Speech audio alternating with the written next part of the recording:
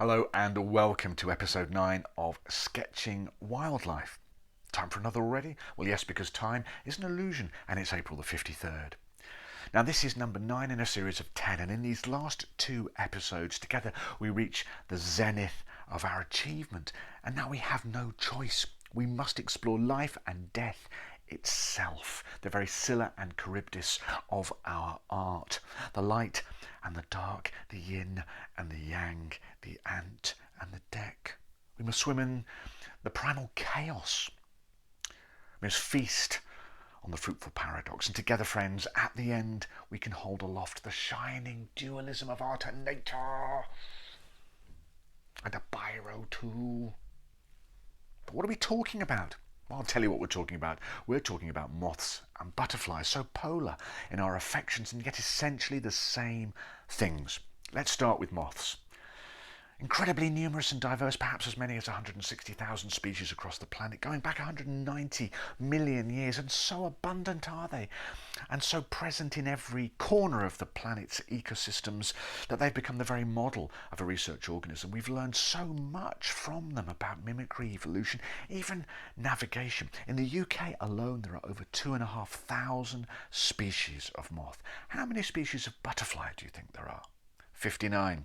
Yes, the pointless, fluttering, superficial fame of the ecological dilettante, while the hard grunt work of feeding the nation's blue-tit chicks on 1 billion moth larvae goes unremarked. Poor moths. And it gets worse, because moths are so closely associated with images of destruction and death. Are they witches? Are they sprites? Are they demons? Are they angels?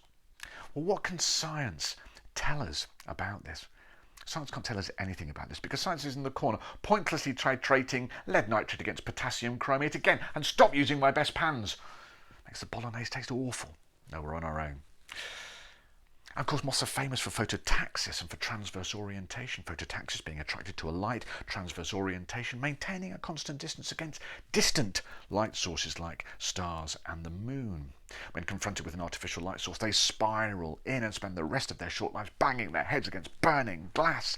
An analogy, in fact, for souls in search of light. A depressing thought that we shed our IQs along with our mortal skins. Not the exegesis I was hoping for. And with that troubling analogy stimulating our pens, let us begin. Now we're going to start, as always, with the ineffable darkness, the inky black of the left eye, dimpled and unreflective, a technology now used in our smartphones, nestling reluctantly against the pointless vacuity of the right. The body and head, full of food collected really in the larval stage. Many adult moths do not feed at all. The strong wings of this hovering species, 6 legs, as with all insects, on the long proboscis, the tongue that is like a straw. Feeding on what? A magnificent nocturnal bloom, perhaps? No. On the putrescent fluids from the rotting hedgehog in episode 3. And in this image of life and death, here with the corpse and its companion, friends, once again we have all we need to say. That's nature, and we'll see you next time.